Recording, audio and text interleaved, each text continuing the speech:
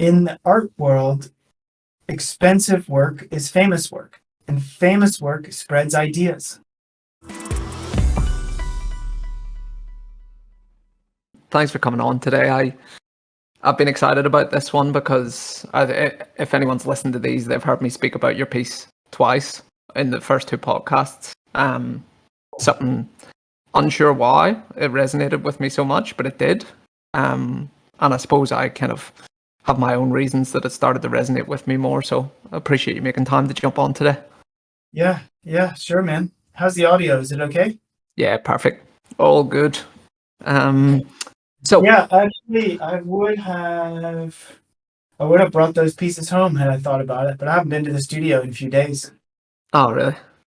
I mean, I have two studios. I have this one is my digital studio, and I'm looking at my monitor, and I have a second monitor, and I have all my hard drives, and blah blah blah. And some pieces hung up around here, so some of the physicals hung up. But the studio proper is like, what is it? It's about 3 miles away, and it's about 500 square feet of painting and 500 square feet of like sculpture, furniture building, panel building, industrial machines. So I usually go there every day, like 6 days a week. But and that's where those panels are that for the meme card 17 Awakening Home. I should have brought them though. Sorry, man. Yeah, we can get on without it. It's fine. One of the things I'm really curious to hear first up, and I was obviously listening to some of the pod last week with Farouk, but 500 square meter studio that you have to yourself, two studios, digital, you probably didn't imagine. Feet, not square meter. Man, I wish it was square meter. I'm an Australian, I'm Irish, so all these different metric systems confuse me sometimes. Yeah, one of the things I was going to ask is, did you see yourself getting here? I know a couple of years ago you maybe didn't, and I'm sure some of it comes as a surprise to an extent. So around 2018, I hit a wall with my former company, and it was mostly an internal wall, but it was like realization that I didn't want to do what I was doing anymore. There was a problem in the industry that I was really committed to solving, and by the time I solved it, or in the way that I solved it, I couldn't find any clients. So I knew I had the solution, but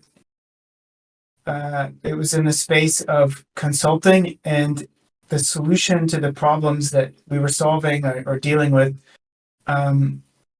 just required a very unusual approach. And the clients, I couldn't find any clients who were kind of mentally prepared for this approach. And so it was like I was at a dead end. Like there's no way we can solve these problems or even address them effectively. And what problems are we speaking about specifically? So back in 2007, yeah, it's a bit vague, but back in 2007, I co-founded a company that used creative process and creative know-how to address humanity's toughest social problems. So like preventing wars and protecting children and brokering peace and saving species and changing the energy grid to renewables and things like that. And the way that we worked is we basically, we were hired in as a consulting team, and we would coach the client to convene other leaders and stakeholders from across their sector or their industry or their problem area. And then we would go through a creative process to collaborate on addressing this problem together because it was too big for any of the actors to address alone. But what I saw was that the problems that humanity faces, most of them are social problems. Sorry, let me rephrase that. The ones that are social problems cannot be addressed with technological solutions because the problem doesn't lie in a lack of technology. It lies in the ways that we see each other. okay, and the ways that we value each other. And so it lies really in the culture. What I learned after all this time was that the roots of the problems that we were addressing, protecting children or designing ways to include marginalized people in society, people with mental disabilities, intellectual disabilities, racism, or saving endangered species and things like this. The roots of the problems are in people's minds. So it's really at the cultural layer. And what I saw was that there's only so much leaders can do because those problems are rooted in the minds of many persons. They're paradigm problems. They're challenges with the ways we see each other writ large, en masse, across countries, across societies, across borders. And there's very little that leaders can do to change culture if they are not really trying to change culture. So they change policy, and they try to incentivize with financial tools, and they try to technically innovate, but none of that can touch the cultural layer at the base of all of it. And so after many, many years of kind of throwing my hands up and banging my head against the wall and gradually figuring this out, I had a big breakthrough, like, okay, we can do it. And there was a couple of good clients who were really into it. We started making a big difference. But the foundations that were running the thing, like the clients with the money, didn't understand our methodology and kind of pulled out of the project. And that happened just one too many times, and I just gave up. So long story short, in 2018, I told my wife, look, I'm tired of doing this. I'm masquerading as a consultant. I don't like the work.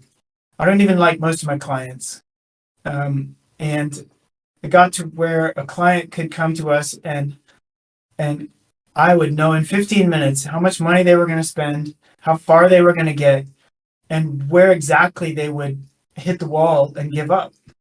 And it got to be an ethical problem. Like, I can't take these people's money. We can't do this. So I started saying, I feel like I need to figure out a way to share my art with the world. Because I'd made art for 30 years. I mean, I've made art since 1993 or something. And I told my wife, like, man, it's time. I don't know how to share my art, but I got to share my art. So I just became kind of mentally open for that. And then I first heard of NFTs in 2019 or 2020, and finally minted in 2021. Amazing. Just going back, because I think it's really, really important on the part that you touched on about leadership and their understanding of culture.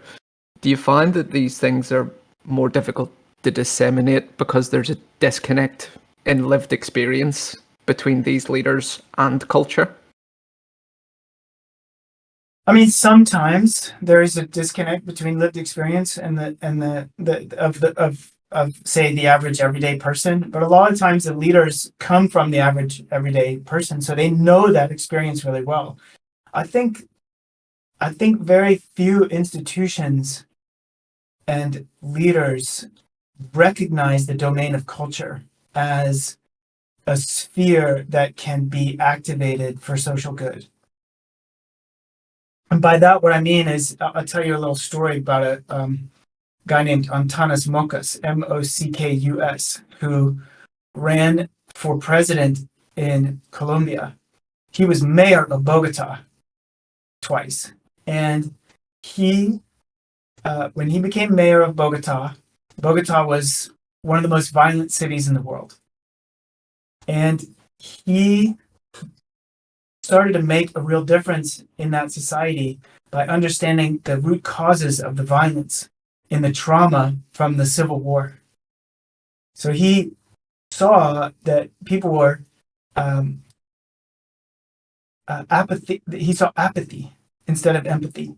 Okay, he saw the coldness in people as a symptom of trauma, and so he devised games to engage them in humorous ways to face each other and see each other again as human beings. And he did very clever things to quickly, inexpensively, and effectively change behaviors without coercion or manipulation or military or police or enforcement, just with invitation and games and truth. And I went and had lunch with him because I was really studying him and his methods and his school of thought. And he knew what he was doing. He had a method. He had a way of thinking about culture as like a musical instrument.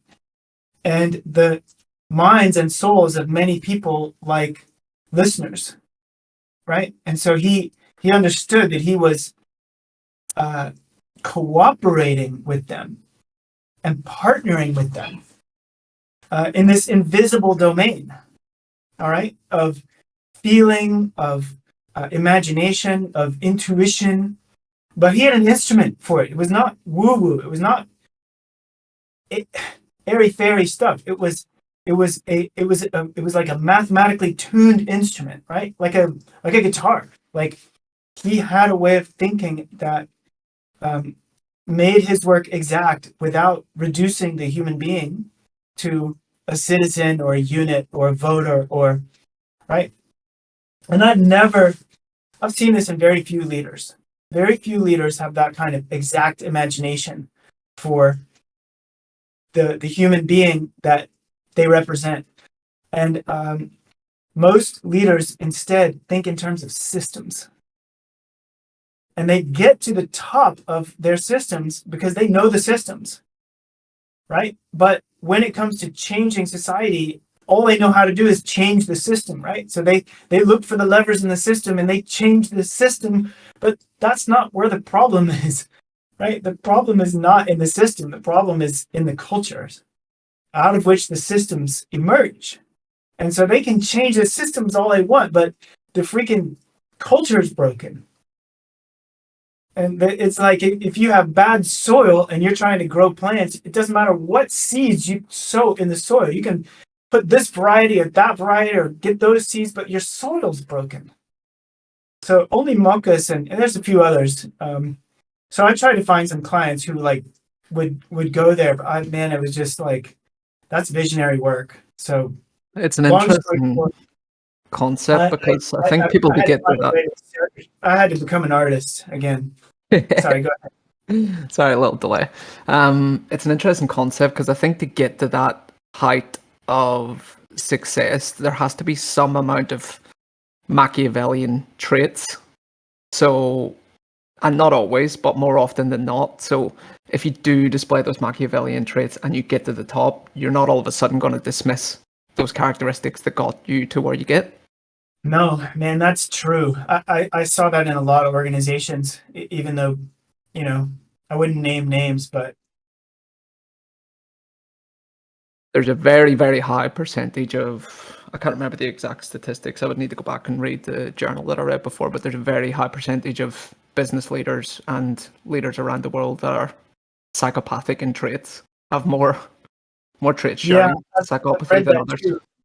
I mean, those people didn't hire us, to be honest. I met a lot of great people I had a lot of respect for. So when I say I didn't like my clients, I like the humans, I like the people, but I didn't like the organizations. It was like I don't want to go work for that organization again because the people in those organizations are often subject to the culture that has been established by the leaders at the top.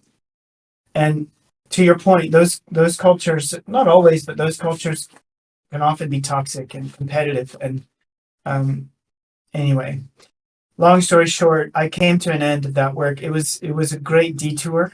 I learned a lot of super valuable lessons about how the world works and why we have social problems and how they can be transformed and how they cannot be transformed. But I was always masquerading as a consultant. I didn't like the work. I didn't thrive in PowerPoint. It left me no room to be really imaginative and creative. I was always limited by the imaginations of the client, and I just after a while, I was like, man, kill me. Just shoot me now, You've or had enough. end me lease on life. It's it's funny because Elon Musk, who I know you have a lot of respect for, I saw your piece, shared something on generational trauma the other day. I can't remember whether Yeah, it was Elon or 6529. It was one of them anyway. But long story short, friend is a very high profile police officer, and the one thing he said that nearly and almost all heavy crimes committed are by someone who had a very difficult childhood upbringing. And the important part is that their parent had a very traumatic upbringing as yeah, well. So when you yeah, throw into the mix a major societal traumatic event like wars, like civil war, like everyone being locked down for COVID, um, yeah, where is that going to add into the generational trauma spectrum? yeah. So in a lot of the work that we did, that I did as in those years, um, the leaders would get there. I mean, I can remember working here in Oakland, nearby, because I'm in the North Bay, um, and we were working with a coalition about that was partly in part dedicated to curbing youth violence. Okay, in Oakland, and she said at one point, if we really want to talk about the root causes of gang violence around here, we got to go back to slavery. So 300 years, she was basically saying generational trauma passed down. I experienced it. My mom experienced it. My grandmother, on back. Um, so do I believe these traumas can heal and these patterns can change? Absolutely. Absolutely. But not if you just have a military or a police or a court-based response. You cannot only have a jobs response or a rights response. You need both. You need an economic aspect, you need a rights aspect, but you also need a cultural dimension. You've got to look at the healing of the mind and the soul. And there's no system, there's no one size fits all for that, right? That's that's not a thing that you like push a button and you get it fixed. That is a journey that a community has to make together out of freedom. So the great leaders in those spaces invite that. They Did you invite. do you know during your studies and your time, did you read much about the process of the decriminalization of drugs in Portugal and how they went about Not this? so much. Not so much in Portugal. We actually worked a lot on drugs, and we were involved in a project that helped end the drug war at the international level. So I read a lot about the problem of what's called the corridor countries, right? The countries between the producers in the south and the consumers in the north. Not so much Portugal, though. I don't know that story. Um, I don't want to misphrase any of it, but from my understanding, they decriminalized a lot of the drugs. They gave free access to the drugs at specialized clinics, but most importantly, to your point, they offered free um, psychiatrist and psychological help along with it. Now, people were not forced to take it. They could come in and they could get methadone or whatever they needed, and they could go on about their way. But there was always that option there for them at any time if they needed it. And it created apparently a very large shift in behavior because they were actually getting to the bottom of the problem as opposed to just locking someone up or stopping the Yeah. flow of drugs. Yeah, I mean that was a big turning point in this drugs project that my colleagues worked on, which was looking at drugs as a health problem instead of a legal problem. Because it really comes down to, well, what's going on in that person's mind and soul that they need those experiences, that they seek those experiences. And I can't speak for them. I've never experienced that at that level, but I do know that there is a great uh, potential in most people's minds and souls that they want to get unstuck and they want to heal and they want to contribute something meaningful and creative. And so I now look at people through that lens. You know, my audience, my collectors, you people in this space. I'm always looking at what is this person wanting to contribute. I wonder what they want to bring to the world that's meaningful for them, because that's the hidden dimension in our society, is that we all have that, and often our systems are not designed accordingly at all. They're not designed to nurture that, you know, starting with the educational system, but also the rights and the justice systems and so on. So anyway, I don't quite know where I'll go with all that in my life. Right now, I'm an artist, and I got plans as an artist, but you know, right now it's a bear market, so I'm like in survival mode like everyone else.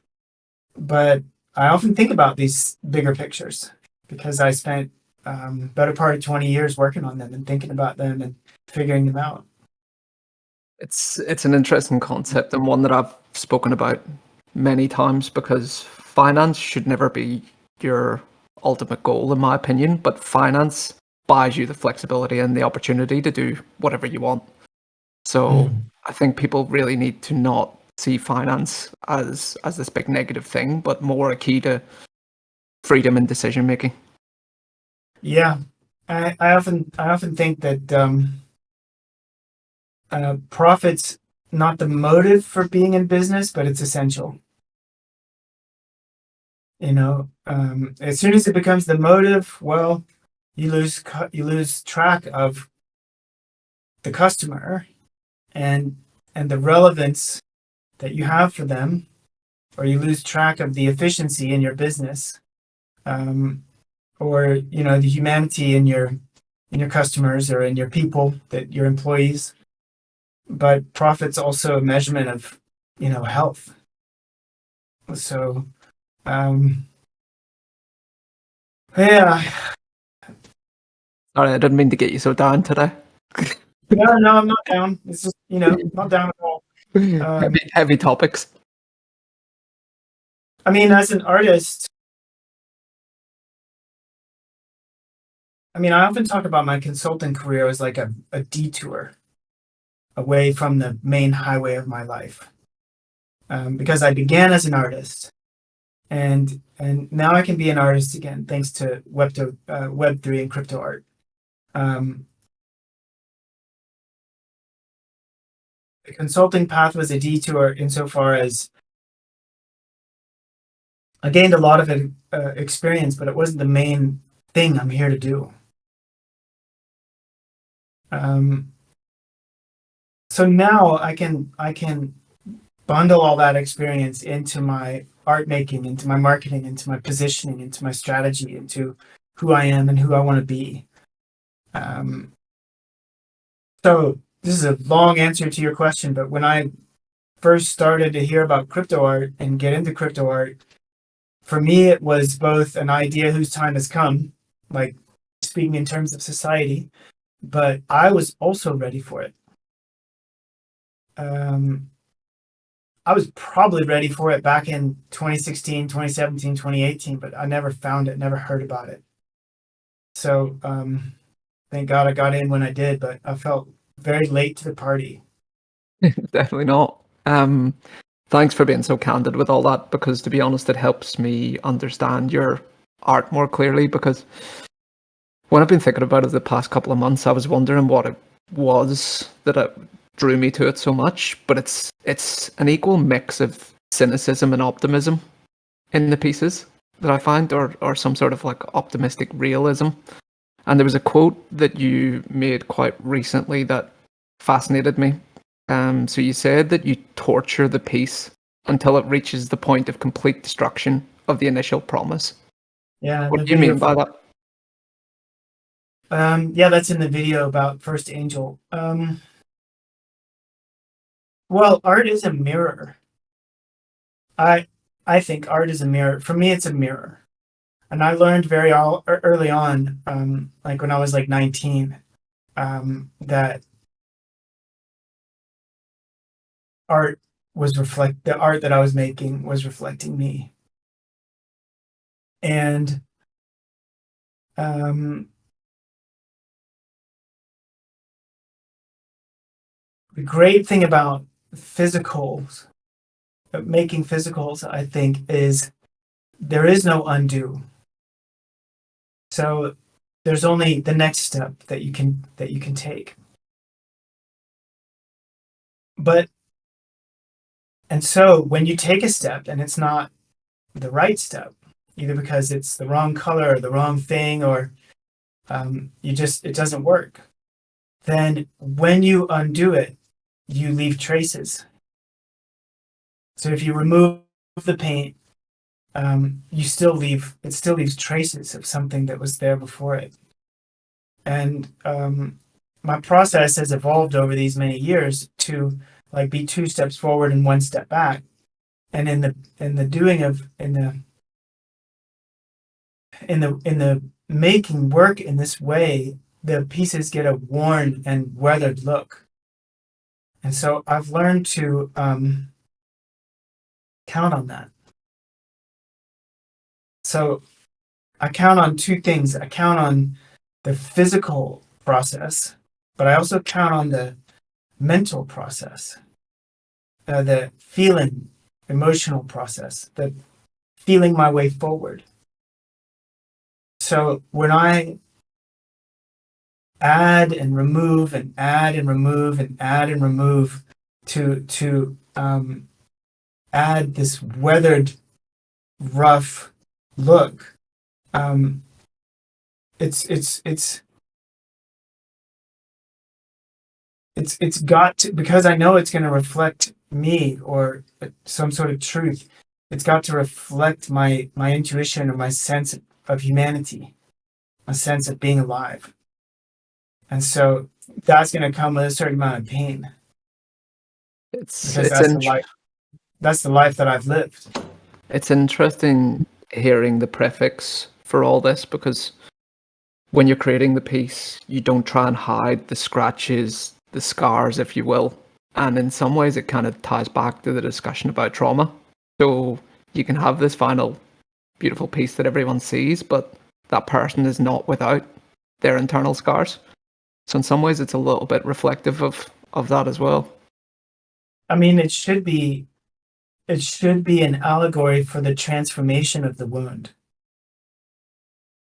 So what I want people to see in my work, and whether they do or not is completely their thing, I don't mind, but what I want them to see is the transformation of the wound, or the path of suffering that is transformed into learning or wisdom. So I want them to see uh, the blood, or the I'm looking at the pieces on my wall here. Wait now, for example, I want them to see the pain because I want to touch their pain. But I want them to see the transformation of that, or the redemption, because I want them to touch their own redemption, their own potential and possibility for redemption. So a piece that has no pain in it, well, I mean, I don't want to speak in absolutes, but like that's what art is for me. That's what it is for me. I could put it that way. You know, it's it's powerful, and it's my work is powerful for others, I think, and what I've heard from others who speak to me about it, is that that's the way it works for them. They feel hooked. They something in them is touched, and it's like, ow, that little place is that makes me vulnerable. But on the other side of that vulnerability is this real strength. It's like, oh, now that I've experienced that, like, I'm stronger, I'm wiser, I'm more present, I'm more free. Can So I I pack all that into the piece. can I share more of a personal anecdote on what it means to me? And I don't know what people's thoughts will be on me after this, but I think when I was looking at your piece after a few months, I came to realize what it meant to me personally. So when I was a little bit, say, younger and less weathered, I used to have this innate belief that everyone was good and everyone had positive characteristics deep down. They were shaped. If people were bad, they were shaped by the trauma that they suffered. As I started to have these philosophical debates in my head over the past 6, 12 months, whether I think that people are more inherently selfish and self-centered, and the world is just a construct of what they want to do to get the things that they need. So I had this real ongoing battle in my head of whether people are inherently selfish or whether they're inherently good. And I think there was something about those pieces, the difference between the darkness and the light, that spoke to that thought process in my head. And I still haven't figured out what my final thought is on it, and I don't know if I ever will. But I think that's the emotion that it elicited in me when I looked at it. Yeah, I think both are true. Um, the way that I think about life is that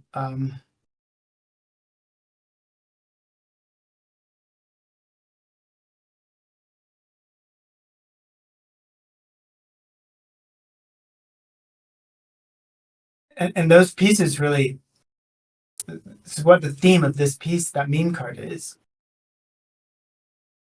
um, is about the choice to transform or not. So the way Joseph Boyce put it, which for many years puzzled me, but man, the older I get, the more I understand it. What he said was, um, there's but two choices: compulsion or sacrifice. So by compulsion, he meant that our life can be ruled by forces that are not under our uh, management. We're compelled inwardly. Okay, so by self-interest, by fear, um, competitiveness, greed, hatred, doubt. I mean, all of these things are fine in some measure, but when they take over within your own, inner being, um, you can end up a bundle of habits with no one at the helm. I mean, I think we've all known people who grow old, and by and large, they're miserable people. I've known miserable people in my life who failed to uh, intervene in the train wreck of their own personhood, and that's sad. But that's the ruin uh, of the good. That's compulsion. Sacrifice means, well, I'm going to give up. Um, I'm going to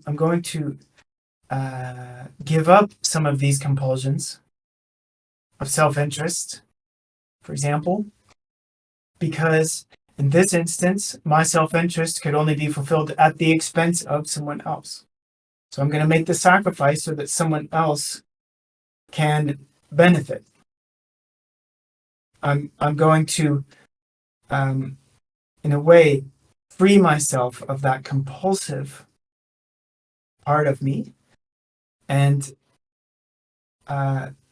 make room for another person. I mean, I think the best lesson for that probably is in being a parent. Because to be a parent and to really love a child and to give that child what it really needs, you have to slow down and you have to give up things that are important to you and grow up and be inspired to love this child and be there for them and be less compelled by your own needs and desires. I mean, it's big stuff.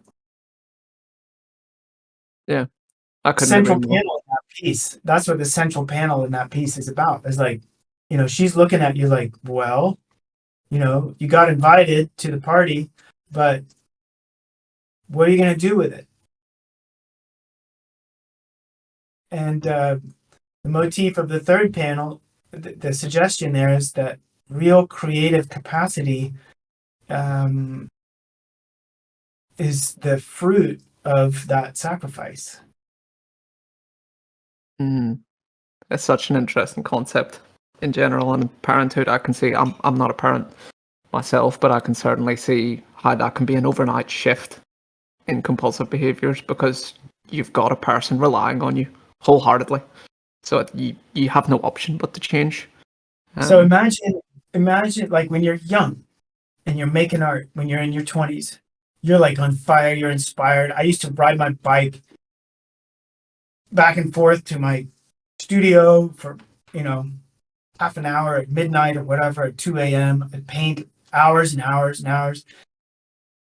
In large measure, I was driven by ambition and vision of the 22-year-old, which is all about me. I don't have any other responsibilities. I'm just in it for the girls and the drugs and the fun and, the fame and the money and whatever. Like, okay, you're 22 and I get it.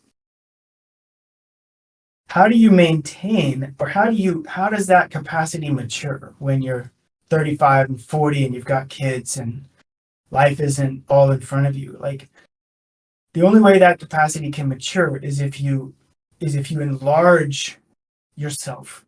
You're not just making art for your own shits and giggles being 22 years old anymore. Does that make sense? 100%. Yeah, that's the kind of capacity that I'm talking about. Like, I think in order to be a mature artist, you have to be intentional about growing that capacity. And the way that I was taught, the way that I was shown is you grow your humanity at the same time. You outgrow your cynicism and you outgrow your self-interest. But that was my modeling, man. I mean, there's a lot of different ways to be an artist. Yeah, and it's even. I believe that obviously what I was talking about earlier, my personal thoughts around whether people are inherently selfish or inherently good. Obviously, everything in life is on a gradient, no pun intended. But I think when people have a kid, they almost instantly go a percentage in the opposite way. So say they're obviously quite far down the selfish spectrum. I think if overnight you have a kid, you start to realize that you cannot be that far down the selfish spectrum, and you start to move towards the selfless spectrum. And I think that's inherently a good thing. Well, most people would be like that, hopefully, but it's inherently a good thing. Yeah, I mean, the kids are a blessing in that way, right? So, just so what was the first piece of art you released digitally, and then how did you come about the whole 6529 meme card piece?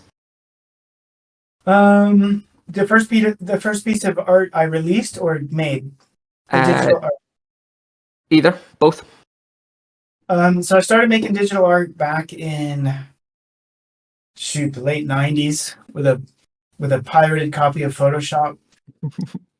And then when I did my master's degree in the early 2000s, I was big into digital art. I was big into digital printing and like using a digital printer to make these massive, beautiful digital prints, but also digital video. and Photoshop, was okay, but pretty rudimentary. But we did stuff. But the only way to sell digital art was to like actually sell like a print or DVDs, and so it was becoming a fad when I was in master's degree because of the work that those pioneers in digital arts had done. But uh, man, I'd already spent so much time on screen. I really wanted to not be on screen all the time. I also love making work with my hands, just the physical world. And so sculpture, furniture, drawing, painting, printing, music, like all of it. I did, and I still do, little bits and pieces of all that stuff. With crypto art, I've evolved quite a unique take on the physical digital hybrid. Like I look at these physicals here as one side of the artwork, and the digital is another side of the artwork, like two sides of the same coin. They're two aspects of the same whole. And for that reason, when a person buys an NFT, for which there's a very close or exactly similar physical, like the healer, I won't sell that healer. I won't sell that piece. It's either going to be in the Apocalypse collection or it's going to belong to the token holder. But that kind of evolved over a couple of years. I began my crypto art journey with some very inexpensive editions, like 0.08 ETH in May of 2021. But I didn't know what I was doing. I really didn't know what I was doing. I was just completely bumbling my way forward. I didn't even join crypto Twitter until like August of 21. So I was just talking to people on Zoom calls, like how does it all work? And I was calling friends who were into crypto and finding their friends who knew about crypto art, and really was introduced to the whole medium through the art door, not through the PFP door. Because that's always been my interest, is what is this crypto art thing? So the first pieces were a few drawings that I did. There was like an oil stick drawing that I did called Baba Yaga's Lantern, which is based on this Russian folktale called Baba Yaga. And in that folktale, there's a lantern made out of a skull that Baba Yaga gives to the young girl, who then takes that skull and vaporizes her wicked stepmother with it. So it was one of my early pieces, crypto art pieces, is a picture of that skull, and it's my PFP. My PFP is taken from that drawing, but it's like a full color little drawing. So anyway, I made a bunch of editions. I minted like 100 of this and 150 of that. I didn't know what I was doing. I ended up burning most of those. Most of those got sent to the burn address. And so those early editions, there's like 17 or 18 of each of those that I made. Why did you burn them? Well, I didn't, like I said, I really didn't know what I was doing. And I think some kind-hearted souls knew that and could tell that. And so they joined my Discord, or they DM'd me on Twitter, and they helped me set up a Discord, and we were having lots of chats. And they were like, look, you just have too much supply. Like I had 10 editions of 80 each. It was like, you have 800 pieces on the market right now. Like, don't do that. Burn them, get it down. You can always mint more later. And so I was like, okay. So I just like sent like 60 of that to the burn address and 70 of that to the burn address. Yeah. So it got down to like 17 or 18 pieces of each edition. It's scarcity is a real thing, unfortunately. And it's interesting because I saw you reshare a tweet the other day, and I might actually just read it, which is holding back your best work during a bear market will only slow your progress artistically, and in building Yeah, your base of collectors, release yeah, the best of your work now and just make better work later, yeah. which kind I of ties fully, into this. 100%, man. Fully agree with Patrick on that. Um, yeah, I mean, I think if you're saying, well, I don't want to release my best work now, you're also saying I won't do better work later. So, with the Meeings, actually, for a long time, I planned for Walking Through Flames to be number 49, the last Meeing. But I posted it on my Twitter feed, and in November of 21, I think, Cosimo Medici reached out and said, what about this one? And it wasn't minted yet. And I was like, oh, well, I thought privately, well, I was going to save that for 49, but I had a little spreadsheet with all my meetings and order and all those that I had already created, plus those that I hadn't created, just blanks. And I was like, well, I'm just going to sell it now. I'll just make more work. And I think Walking Through Flames is a favorite in that collection, but I wouldn't say it's the standout best. It's a good, strong piece in the apocalypse world, but it's not necessarily the best. I think a lot of them are good, and I always think my best work is still to come. So just keep making. And Just don't. the Yeah, term best is highly subjective. it's highly subjective. Everyone has their own favorites. Yeah. So But just keep going, man. Make, make, make, make, make. like That's even looking at all the meme cards, your one was one of the quote unquote best for me because it spoke to me. There are cool. other artists in there, ACK, Xcopy, etc., that are obviously icons in space, but the whole subjective part of the best means that one spoke to me most clearly. And maybe Yeah. that one spoke to Medici just as clearly. Yeah. I asked him, and my wife was like, ask him what he likes about it. I was like, what do you like about it? And he said, or what do you see in it? And he said, it looks like someone at the moment of death realizing that they've lived a life worth living. And I thought that was so profound. I was like, dude, I don't know who you are, but sold. Like, that's a perfectly appropriate, adequate, solid read of that piece. It's not what I read in it, but it's perfectly solid read. So, That's a you know, fascinating story.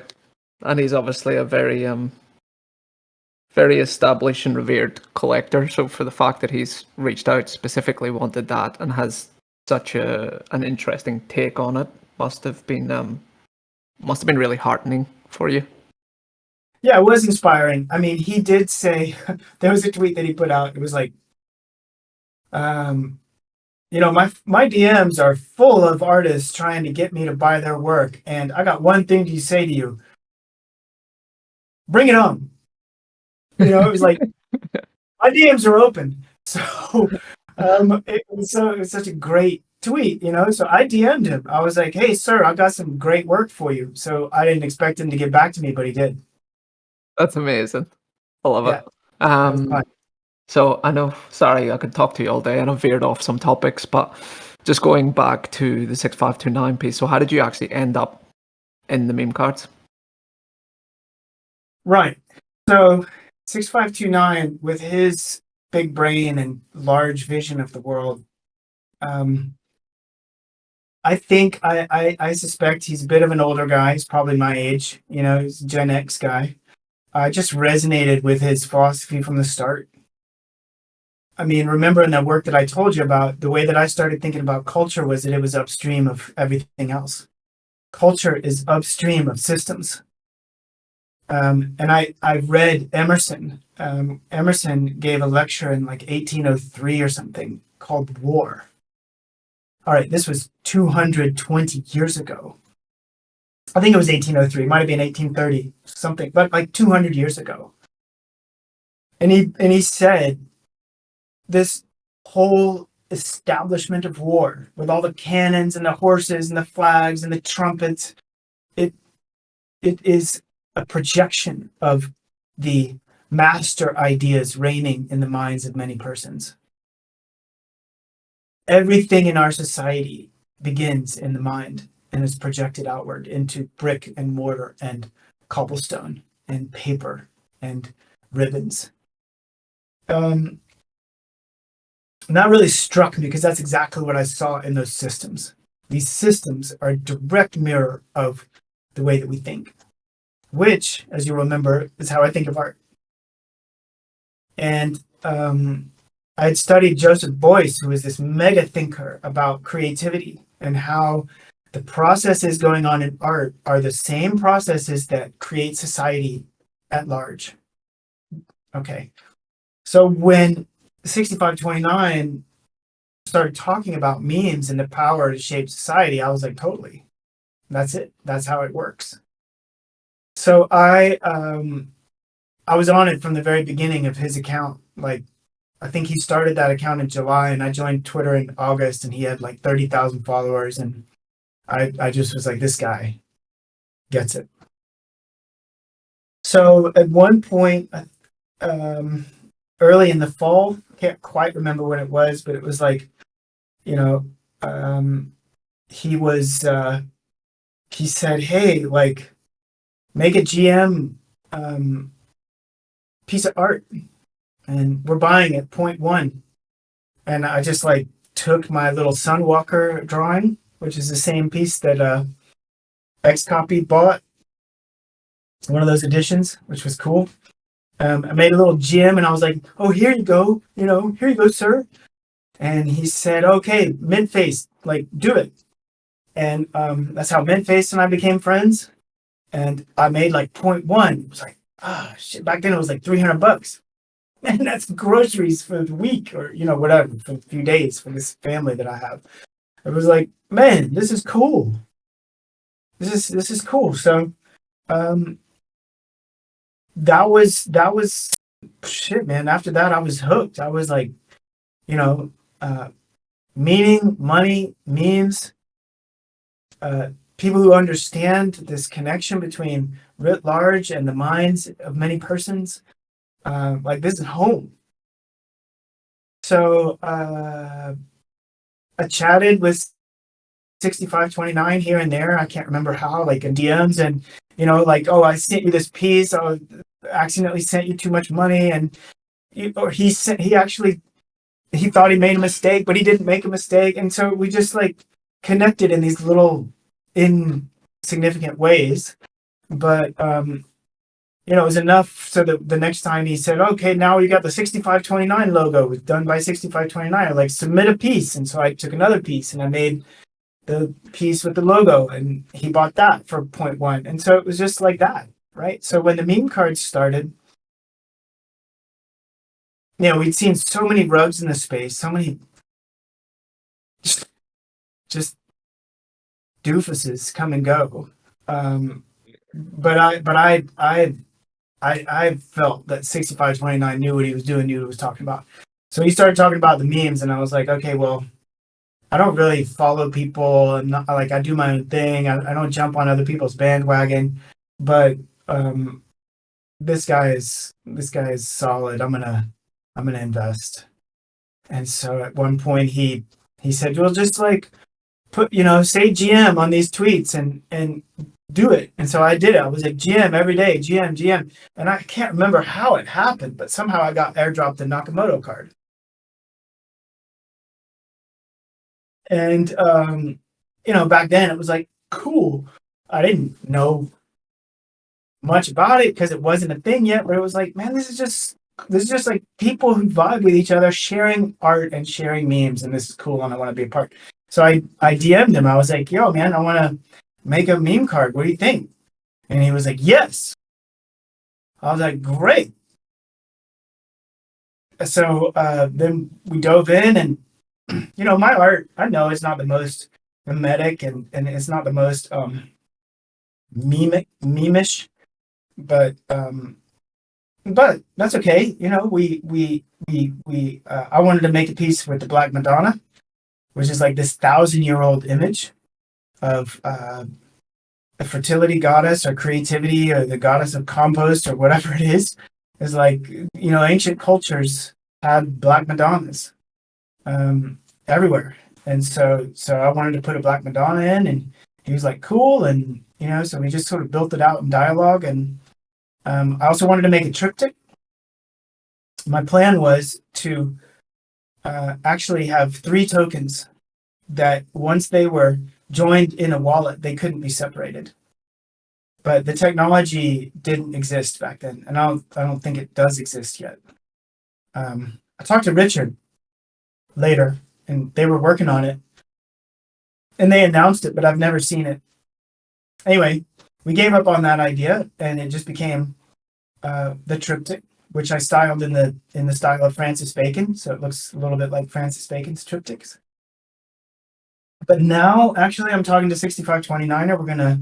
We're gonna potentially change the card so that when you click on it, you're faced with the triptych, but when you click on it, you can something else reveals, and so we're kind of working through that idea right now. So it'll all be in the same artwork, but just reveal more than we could when we squeezed everything into three portraits.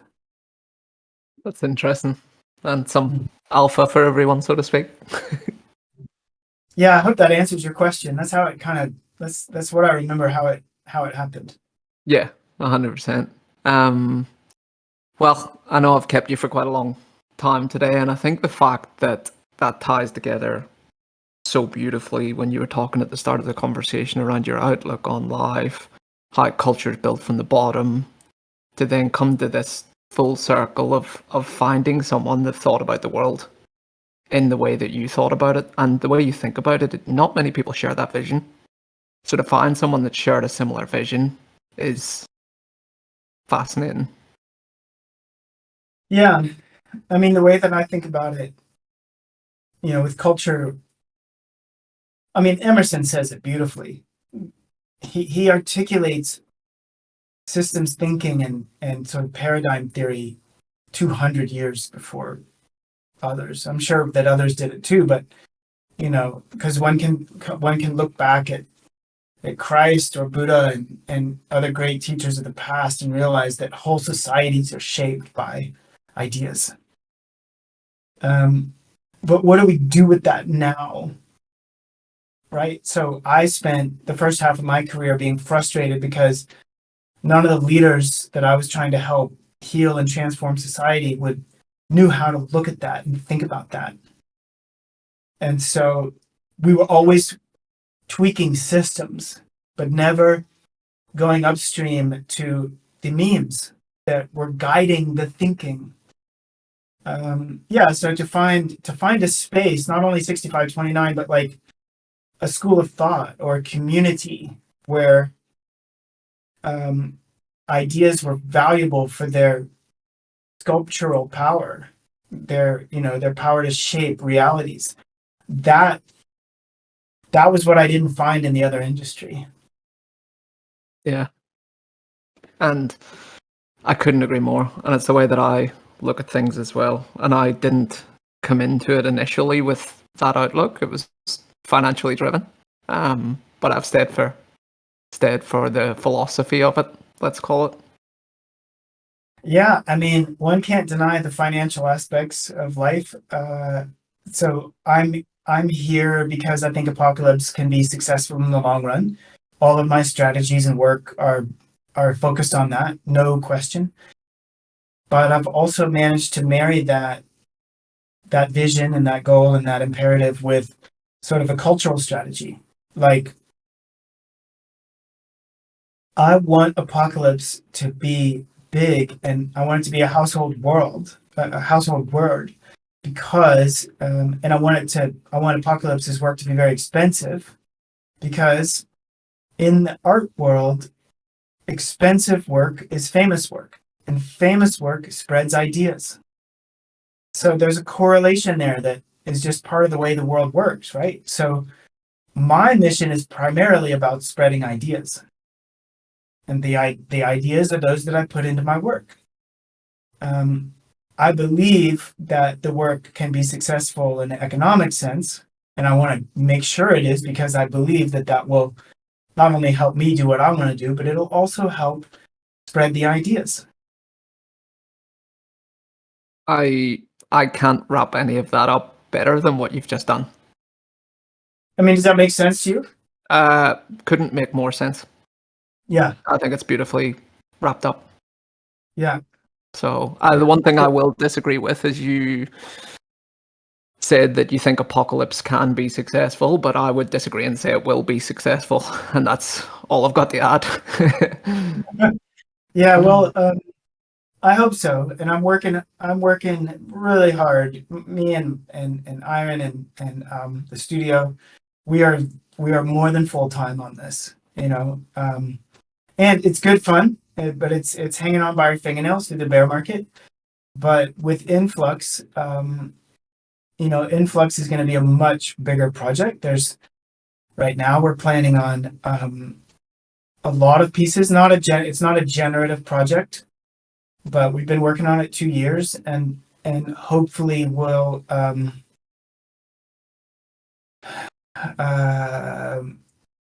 where we would like it to go is, towards making a more substantial and more visible contribution in the culture.